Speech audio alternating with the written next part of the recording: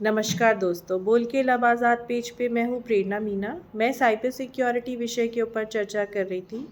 मेरे पहले वीडियोस पे हमने साइबर क्राइम के ऊपर कुछ जानकारी प्राप्त की थी। फिर आगे बढ़ते हुए हमने हैकिंग, मालवेयर और वायरस इनके ऊपर कुछ जानकारी प्राप्त की थी। अब आज हम फ़िशिंग के बारे में कुछ जानकारी लेंगे। तो ये कुछ टर्म्स हैं जो साइबर क्राइम से ही रिलेटेड है। हमें थोड़ा इनके बारे में जानकारी होनी चाहिए, क्योंकि हम अक्सर न्यूज़पेपर या फिर किसी भी साइट पे ये सब टर्म्स पढ़ते रहते हैं। तो हमें थोड़ा पता होना चाहिए, जैसे कि फ्यूचर में हमारे साथ या हमारे किसी नोन के साथ अगर ऐसा कुछ हो तो हम थोड़ा कोरिलेट कर सकें। तो फ़िशिंग एक ऐसा टर्म है जिसे कह सकते हैं सोशल इंजीनियरिंग हमला या फिर इलेक्ट्रॉनिक जालसाजी, जिसे फ्रॉडुलेंट एक्ट कहा जाता है, जो कि हमें हमारे साथ किसी ऐसा लगेगा हमें कि कोई रेप्यूटेटेड कंपनी ऑर्गेनाइजेशन कर रही है मेल या फिर फ़ोन के थ्रू।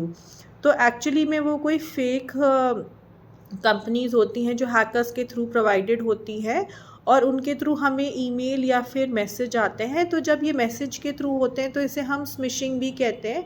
अब स्मिशिंग जैसे टर्म्स हमें पता होने चाहिए, क्योंकि हम अगर अगली बार पढ़ें तो हमें पता होना चाहिए कि हाँ, ये स्मिशिंग कुछ हुआ है, कुछ एसएमएस के थ्रू इसके साथ फ्रॉड हुआ है, तो इसलिए हमें ये टर्म्स पता होने चाहिए। तो जब भी हमारे साथ ऐसा कुछ होता है तो उसे फ़िशिंग कहते हैं। तो हमें कैसे पता चलेगा कि ये कुछ फ़िशिंग एक्ट है? तो आप नोटिस करिएगा कि कभी भी आपके पास कुछ ऐसे मेल्स आते रहते हैं जिनमें लिखा होता है कि इमीडिएट एक्शन रिक्वायर्ड, या फिर इमीडिएट रिस्पॉन्स, या act now, otherwise there will be a penalty. तो अगर अगर ऐसे कुछ टर्म्स उसमें यूज्ड हो रहे हैं तो मान लीजिए कि ये फ़िशिंग के ही मेल्स हैं आपके पास।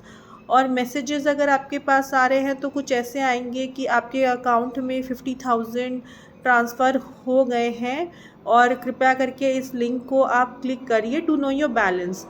तो पहली बात तो ये है कि आपको पता होता है कि अकाउंट नंबर आपका नहीं है, फिर भी कुछ ऐसे होते हैं जो उस लिंक को क्लिक कर देते हैं। उससे क्या होता है कि थर्ड पार्टी के पास आप एक्सेस दे रहे हैं कि हाँ, आप अपनी सेंसिटिव डेटा थर्ड पार्टी को दे रहे हैं। तो उससे क्या होगा कि थर्ड पार्टी के पास आपका कंट्रोल होगा, आप फ़िशिंग के शिकार हो जाएँगे, आपका सारा इन्फॉर्मेशन उनके पास चला जाएगा। मतलब लॉगिन जो क्रेडेंशियल्स होते हैं, आपके क्रेडिट कार्ड नंबर्स जो आप सेव करते हैं, वो थर्ड पार्टी अब ईज़िली एक्सेस कर सकती है, क्योंकि हम ऐसे नंबर्स अक्सर सेव ही कर लेते हैं। तो कृपया करके कभी भी ऐसे लिंक्स को ना क्लिक करिए। अगर आपको आपका बैलेंस जानना भी है तो आप कस्टमर केयर के थ्रू जान सकते हैं, आप बैंक जा सकते हैं, आप मोबाइल जो बैंकिंग ऐप्स होते हैं उन्हें डाउनलोड करके जान सकते हैं। तो बहुत ऑप्शंस हैं आपके पास जो कि बैंक्स ने ही प्रोवाइड किए हैं टू नो योर बैलेंस।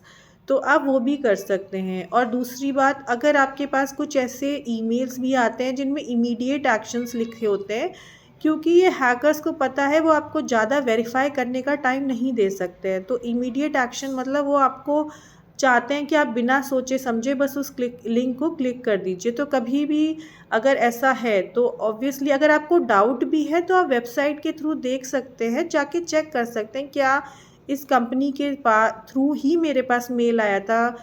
हो सकता है वो कुछ करियर से रिलेटेड मेल हो, तो आप कंपनी के थ्रू प्रोसेस कर सकते हैं। कंपनी के थ्रू भी आप जाके चेक कर सकते हैं, वेबसाइट के थ्रू जाके चेक कर सकते हैं, आप फ़ोन भी कर सकते हैं उस कंपनी में। ज़रूरी नहीं है कि आपको उस मेल को ही रिप्लाई करना है, क्योंकि वो चाहते हैं कि आप तुरंत एक्शन लो, इसीलिए वो ऐसे टर्म्स यूज़ करते हैं। और आप नोटिस करेंगे कि ऐसे मेल्स में कुछ ग्रामेटिकल एरर्स भी होते हैं, कुछ मिसस्पेल्ड वर्ड्स भी हो सकते हैं। तो ऐसे मेल्स को आप थोड़ा तसल्ली से पढ़िए, तो आपको शायद थोड़ा बहुत वैसे ही नॉलेज हो जाएगा कि हाँ, ये कुछ फ्रॉड मेल्स हैं जो मेरे पास आ रहे हैं। इंडिया के अंदर अगर हम बात करें तो ये एक क्राइम है जो कि सेक्शन 66 के अंडर कवर होता है।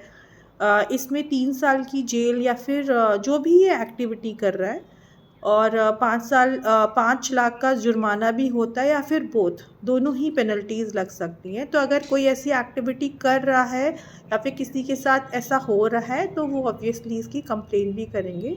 हम नेक्स्ट वीडियोज़ में डिस्कस करेंगे कि कैसे इनको कंप्लेन करनी चाहिए, क्या-क्या गवर्नमेंट ने हमें फैसिलिटीज़ प्रोवाइड कर रखी हैं। साइबर क्राइम के लिए, तो ये हम डिस्कशंस नेक्स्ट वीडियोस में करेंगे।